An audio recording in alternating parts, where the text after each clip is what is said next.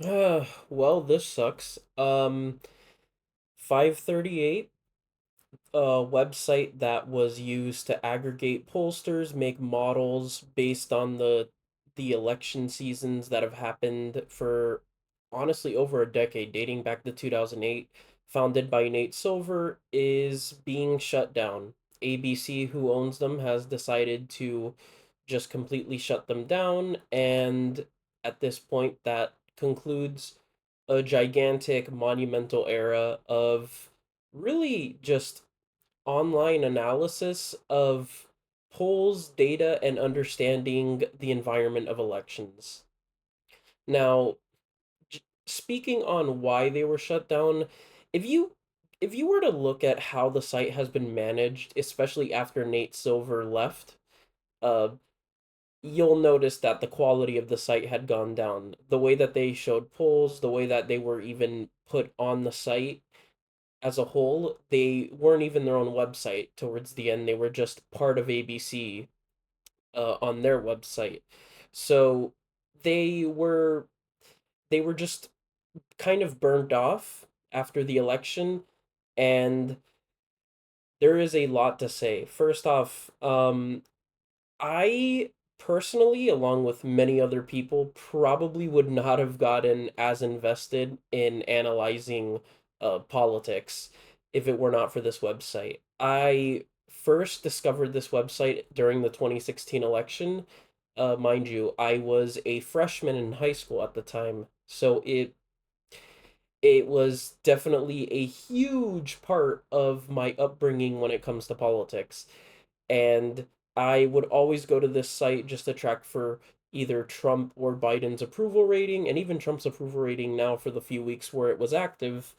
And I would also refer to their guides on analyzing polls and analyzing data. And it was because of 538 that I was able to differentiate between polls that had a lot of bias to them and polls that were more fair and more believable in context of, well, the way that they've been done before. They had a literal grading system of polls. A literal grading system of polls. Nate Silver is still active, by the way. In fact, he's launched models on his own Substack ran site, which, if you're definitely looking for a replacement, I recommend going there because, I mean, he is the guy that founded it. He's the data guy. He's a gigantic expert on this. And 538 has gotten a lot of praise, but they've also gotten a lot of criticism. And you probably know some of the criticism. For example, their 2016 election prediction, which was, well, Trump had roughly a 30% chance to win in their model. Now, to be clear, looking at that alone, it's understandable why Trump winning was seen as a bad forecast by them. But at the time that they were projecting this, you had Huffington Post, New York Times. I mean, it's literally a meme. Hillary Clinton had like a 98% chance to win the election, which was just, you could tell that that was just ran on bias and vibes from the people running it because, of course, they leaned more Democrat and were like, okay, yeah, she's definitely going to win. Whereas 538, they use models, they put scientific methods into this, and that 30% for Trump starts to look like, oh, he actually has a shot to win. 30% is, it's like, would you play Russian roulette with two bullets and feel okay? No. If you if you were playing Russian roulette with two bullets, I mean, let alone one bullet, but two, you would be sweating hard. You'd be terrified. And so I think that that model got a lot of criticism. And also, remember, at this same time, you had people in 538 saying that Donald Trump was within the margin of error and he very well was in it and could have won. And guess what? He did. They gave him a way better shot than anyone else did. And 2020 was a bit more of a miss. However, in 2020, the reason why that happened was because polls were just really bad and thought Biden, like, well, they didn't think they got their samples got that Biden was ahead by like as much as 8 points. He was headed for 350, maybe even 400 electoral votes, and then he only narrowly won, which was definitely that was definitely a miss, but again, they were only as good as the data they were given, and they still were as fair as they could be to Trump. Nate Silver even said, look, Trump can still win. He's got a shot. Probability is something that the human mind uh, really can't leave the chance because, of course, when you see the odds are against you, you're going to think a different way. But 538 was very, very clear and said, no, Trump very well could still win this. And he had a 10% chance in that model, which, again, looking at the odds, sure, it's for how close he came, definitely quite, you know, it doesn't feel like it, but there was a possibility in that model where Trump narrowly lost.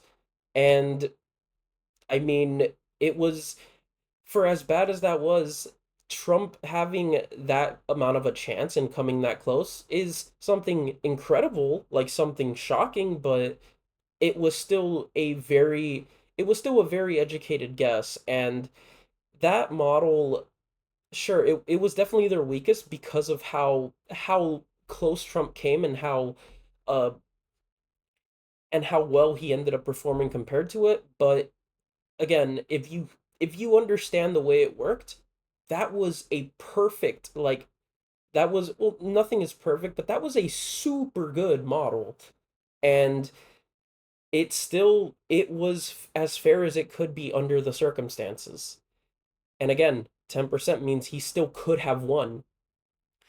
And then, of course, there was their 2024 prediction, which was basically 50-50. And on that one, they didn't really get criticism for because Trump had basically the same amount of a chance as Kamala did, and he ended up winning. So that's the way that it crumbles. So that one didn't get too much criticism. Um, a lot of commentators got criticism because they had the vibes that Kamala was on track to win good because the midterms and other things. Um, but again, I mean, their modeling gets a lot of criticism and it isn't perfect, but overall, it was always really useful and something you could defer to and something that you could look at and think, yes, okay, I understand how this is looking. And it really is just honestly a gigantic loss that is going to make it a lot different going forward in politics. And to be clear, 538 without Nate Silver was already feeling different and not as well adjusted, but it has always been the place to go to when you want to see polls, when you want to see data, when you want to see models. It's always been that. And it really does suck that it's gone. And I really hope something can come about it. For the time being, I'm going to stick to Silver Bulletin, RCP for poll averages. So, in my opinion, it's not going to be like everything is gone, but it is a really sad moment. It's an end of an era, and I think that the world of analyzing politics, especially in the Trump era, for as much as they were criticized, 538 really was they really they really were incredibly useful and really gave you more insight and kept a lot of people from going off vibes, which it was a nice thing. And it is because of them I am so interested in polling and analyzing elections. And I think it's for a lot of people as well. There is really nothing that was quite like 538, and I don't think there ever will be. So, rip, and hopefully, hopefully we can continue, but I will miss 538, and I wish everyone that worked there the best, and hopefully everyone that watched this to the end, hope you have a great day.